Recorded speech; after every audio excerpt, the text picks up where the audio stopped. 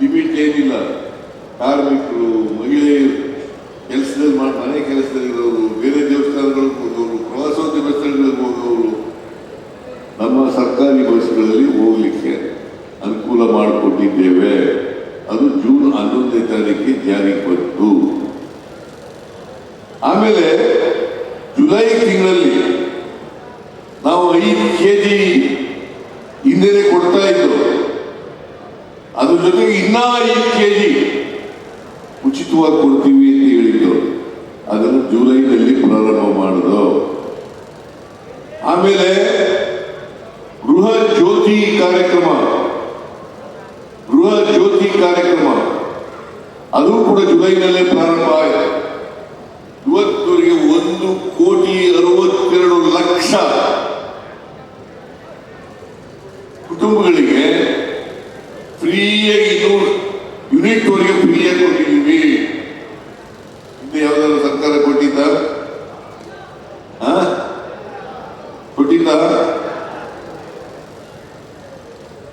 ಯಾಕಂತಂದ್ರೆ ಶಾಲಾ ಮಕ್ಕಳು ಮತ್ತೆ ಬೇರೆಯವರು ವಿದ್ಯುತ್ತನ್ನು ಬಳಸ್ತಕ್ಕಂಥವ್ರು ಅವ್ರಿಗೆ ಉಚಿತವಾಗಿ ಸಿಗಬೇಕು. ಉಚಿತವಾಗಿ ಸಿಕ್ಕಿದ್ರೆ ಆ ದುಡ್ಡನ್ನ ಬೇರೆ ಭಾಗಗಳಿಗೆ ಖರ್ಚು ಮಾಡ್ಕೊಳ್ಳಿಕ್ಕೆ ಅನುಕೂಲ ಆಗ್ತದೆ.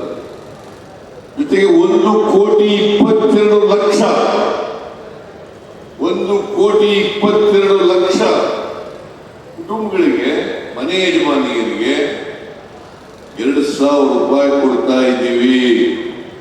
ಇದು ಬರ್ತಾ ಇದೀನಮ್ಮ? ಏನ್ ಮಾಡಿ 2,000?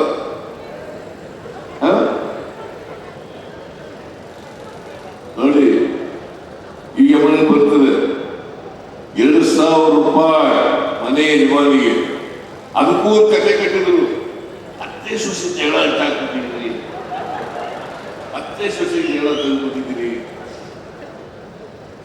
ಅಂತ ಹೇಳಿ ಬಿಜೆಪಿಯವರು ಹೇಳಿದ್ರು. ಆಮೇಲೆ ಯುವ ನಿಧಿ ಕಾರ್ಯಕ್ರಮ, ಯಾರ್ಯಾರು ಡಿಗ್ರಿ ಹೋಲ್ಡರ್ಸ್ ಇದ್ದಾರೆ, ಕೆಲಸ ಸಿಕ್ಕಿರಲ್ಲ, ಅವರೆಲ್ಲರಿಗೂ ಕೂಡ 2,000 ರೂಪಾಯಿ ಅಲ್ಲ 3,000 ರೂಪಾಯಿ. ಮತ್ತೆ ಡಿಪ್ಲೊಮಾ ಹೋಲ್ಡರ್ಸ್ಗೆ 1,500 ರೂಪಾಯಿ. ಈ ದುಡ್ಡನ್ನ 2 ವರ್ಷದವರೆಗೆ ಕೊಡ್ತಕ್ಕಂಥ ಕೆಲಸವನ್ನು ಮಾಡ್ತಾ ಇದ್ದೀವಿ. ಇವೆಲ್ಲ ದುಡ್ಡು ಉಳಿತಾಯ ಆಗುತ್ತೆ. ಈ ದುಡ್ಡು ಉಳಿತಾಯ ಆಗಿ ಅವ್ರ ಮಕ್ಕಳ ವಿದ್ಯಾಭ್ಯಾಸ, ಮನೆ ಕೆಲಸಕ್ಕೆ ಖರ್ಚಿಗೆ, ಸಣ್ಣ ಪುಟ್ಟ ಖರ್ಚುಗಳಿಗೆ ಎಲ್ಲ ಇವತ್ತು ಮಾಡ್ತಾ ಇದ್ದೀವಿ. ಒಟ್ಟು ಕರ್ನಾಟಕದಲ್ಲಿ 50,000ಕ್ಕೂ ಹೆಚ್ಚು ಕೋಟಿ ರೂಪಾಯಿಗಳನ್ನ ಯೋಜನೆಗಳಿಗೆ ಖರ್ಚು ಮಾಡ್ತಾ ಇದ್ದಾರೆ. ಈ ಹಣ ಇಲ್ಲ ಅಂತ ಹೇಳ್ತಾರಲ್ಲ ಈ ಬಿಜೆಪಿಯವರು, ಕಳೆದ ವರ್ಷ ಕ್ಯಾಪಿಟಲ್ ಎಕ್ಸ್ಪೆಂಡಿಚರ್ 52,000 ಕೋಟಿ ರೂಪಾಯಿ ಇದ್ದರೆ ಈ ವರ್ಷ 83,000 ಕೋಟಿ ರೂಪಾಯಿಗಳನ್ನು ಖರ್ಚು ಮಾಡ್ತಾ ಇದೆ. ಅದಂತ ನಮ್ಮ ಹತ್ರ ಆಸ್ತಿ ಸೃಷ್ಟಿಸಲಿಕ್ಕೆ ಹಣ ಇದೆ. ಕ್ಯಾಪಿಟಲ್ ಎಕ್ಸ್ಪೆಂಡಿಚರ್ ಅಂತಂದ್ರೆ it's A creation of assets. ಆಸ್ತಿ ಸೃಷ್ಟಿಸೋದು, ಆಸ್ತಿಗಳನ್ನು ನಿರ್ಮಾಣ ಮಾಡೋದು. ಆ ಕೆಲಸಕ್ಕೆ ಸುಮಾರು 83,000 ಕೋಟಿ ರೂಪಾಯಿಗಳನ್ನು ಕೊಡ್ತೀವಿ. ಗ್ಯಾರಂಟಿ ಯೋಜನೆಗಳಿಗೆ ಈ ವರ್ಷ 50,018 ಕೋಟಿ ರೂಪಾಯಿಗಳನ್ನು ಇಲ್ಲಿಂದ ಬರ್ತದೆ. ನಮ್ಮ ಉದ್ದೇಶ ಸಮಾಜ ನಿರ್ಮಾಣ ಮಾಡಬೇಕು, ಎಲ್ಲರಿಗೂ ಸಮಾನ ಅವಕಾಶಗಳನ್ನು ಕಲ್ಪಿಸಿಕೊಡಬೇಕು, ಸಾಮಾಜಿಕ ನ್ಯಾಯವನ್ನು ಕೊಡಬೇಕು. ಯಾರು ಕೂಡ ದೌರ್ಜನ್ಯಕ್ಕೆ ಒಳಗಾಗಬಾರದು, ಶೋಷಣೆಗೆ ಒಳಗಾಗಬಾರದು. ಆರ್ಥಿಕವಾಗಿ ಸಾಮಾಜಿಕವಾಗಿ ಶಕ್ತಿಯನ್ನು ಕೊಡಬೇಕು ಅಂತಕ್ಕಂಥ ದೃಷ್ಟಿಯಿಂದ ಇಷ್ಟೆಲ್ಲ ಕಾರ್ಯಕ್ರಮಗಳನ್ನು ಕೂಡ ನಮ್ಮ ಸರ್ಕಾರ ಮಾಡ್ತಾ ಇದೆ. ಇದೇ ನಿಮಗೆ ನಿದರ್ಶನ. ವಿದ್ಯಾಪಟ್ಟಣದ ತಾಲೂಕಿನಲ್ಲಿ 440 ಕೋಟಿ ರೂಪಾಯಿಗಳ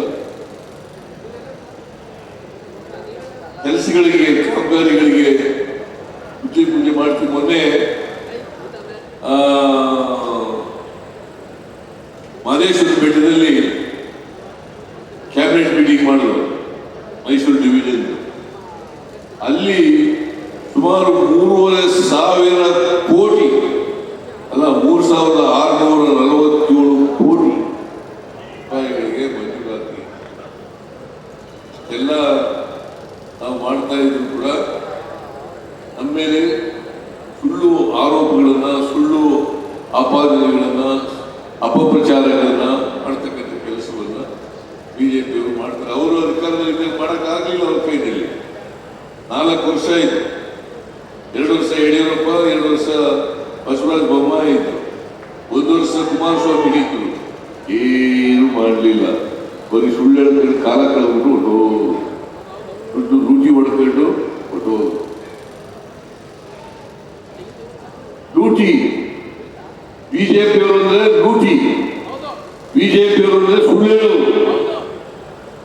ದಯಮಾಡಿ ನಾನು ನಿಮಗೆ ಹೇಳ್ತೇನೆ, ನಾವು ಯಾವ ಕಾರಣಕ್ಕೂ ಕೂಡ ನಮಗೆ ಓಟ್ ಕೊಟ್ಟು ಆಶೀರ್ವಾದ ಮಾಡಿರ್ತಕ್ಕಂಥ ಜನರಿಗೆ ಸುಳ್ಳು ಹೇಳಲ್ಲ, ಪಟ್ಟು ಮಾತಿನಂತೆ ನಡ್ಕೊತೀವಿ. ಏನೇನು ವಚನ ಕೊಟ್ಟಿರ್ತೀವಿ ಆ ವಚನಗಳನ್ನು ಜಾರಿ ಮಾಡ್ತಕ್ಕಂಥ ಪ್ರಯತ್ನವನ್ನು ಮಾಡ್ತೇವೆ.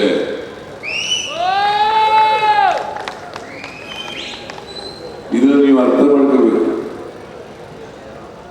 ಪಿರಿಯಾಪಟ್ಟಣದ ವೆಂಕಟೇಶ್ ಅವರು ಇವತ್ತು ಬಹಳ ನಿಶಬ್ದವಾಗಿ ದೊಡ್ಡ ಕಾರ್ಯಕ್ರಮವನ್ನು ಹಮ್ಮಿಕೊಂಡು ನಮ್ಮನ್ನೆಲ್ಲ ಕರೆದು, ನಿಮ್ಮನ್ನೆಲ್ಲ ಕರೆದು ಜನರಿಗೆ ಸವಲತ್ತುಗಳನ್ನು ವಿತರಣೆ ಮಾಡ್ತಕ್ಕಂಥ ಅಭಿವೃದ್ಧಿ ಕಾರ್ಯಕ್ರಮಗಳಿಗೆ ಶಂಕುಸ್ಥಾಪನೆ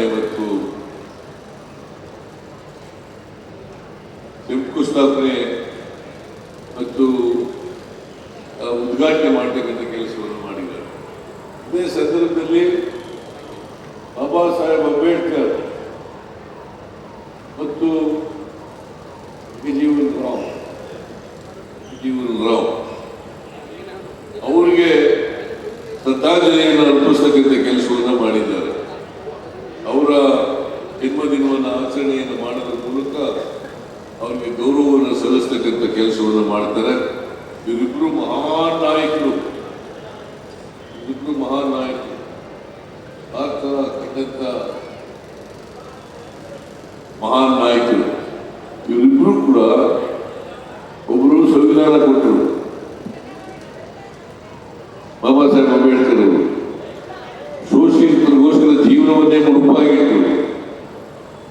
ಇನ್ನೊಬ್ಬರು ಹಸಿರು ಕ್ರಾಂತಿಯನ್ನು ಮಾಡೋದ್ರ ಮೂಲಕ ಆಹಾರದ ಸ್ವಾವಲಂಬನೆಯನ್ನು ಮಾಡ್ತಕ್ಕಂಥ ಕೆಲಸವನ್ನು ಮಾಡಿದ್ರು. ಒಬ್ಬ ದಕ್ಷ ಆಡಳಿತಗಾರರಾಗಿ ತಮ್ಮ ಹೆಜ್ಜೆ ಗುರುತುಗಳನ್ನು ಬಿಟ್ಟು ಹೋಗಿದ್ದಾರೆ ಜಗಜೀವನರಾಮ್ ಅವರು. ಅದರಿಂದ ಇವರಿಬ್ಬರಿಗೂ ಕೂಡ ನಿಮ್ಮೆಲ್ಲರ ಪರವಾಗಿ, ನಾಡಿನ ಜನತೆಯ ಪರವಾಗಿ, ಮಹಾನ್ ನಾಯಕರಿಗೆ ಶ್ರದ್ಧಾಂಜಲಿಯನ್ನು ಅರ್ಪಿಸ್ತಕ್ಕಂಥ ಕೆಲಸವನ್ನ ಮಾಡ್ತೇನೆ ಅಂತಕ್ಕಂಥ ಮಾತುಗಳನ್ನ ಈ ಸಂದರ್ಭದಲ್ಲಿ ಹೇಳಿ ಬಹಳ ಜನ ಖಾಲಿಯಾಗಿದ್ದಾರೆ. ನಾನು ಇನ್ನು ಭಾಷಣ ಮಾಡಿದ್ರೆ ಕುರ್ಚಿಗಳು ಭಾಷಣ ಮಾಡಬೇಕಾಗುತ್ತೆ. ನೀನಿದ್ಯಪ್ಪ ನೋಡಿ, ಹಿಂದ್ಗಡೆ ನೋಡಿ ತಿರುಗಿ ನೋಡಿದ್ಯಾ? ಹಿಂದ್ಗಡೆ ನೋಡಿದ್ಯಾ? ಎಲ್ಲ ಖಾಲಿ ಆಗಿಬಿಟ್ಟಿದ್ದಾರೆ. ಆದ್ರೂ ನಾನು ಇಷ್ಟೊಂದು ಮಾತಾಡಿದ್ರೆ ಜಾಸ್ತಿ. ನಿಮ್ಮೆಲ್ಲರಿಗೂ ಶುಭ ಆಗಲಿ. ಈ ವರ್ಷ ಒಳ್ಳೆ ಮಳೆ ಬೆಳೆ ಆಗಲಿ, ರೈತರಿಗೆ ಸಂತೋಷ ತರಲಿ ಅಂತಕ್ಕಂಥ ಆರೈಕೆಯನ್ನು ಮಾಡಿ ನನ್ನ ಮಾತುಗಳನ್ನು ಮುಗಿಸ್ತೇನೆ. ಜೈ ಹಿಂದ್.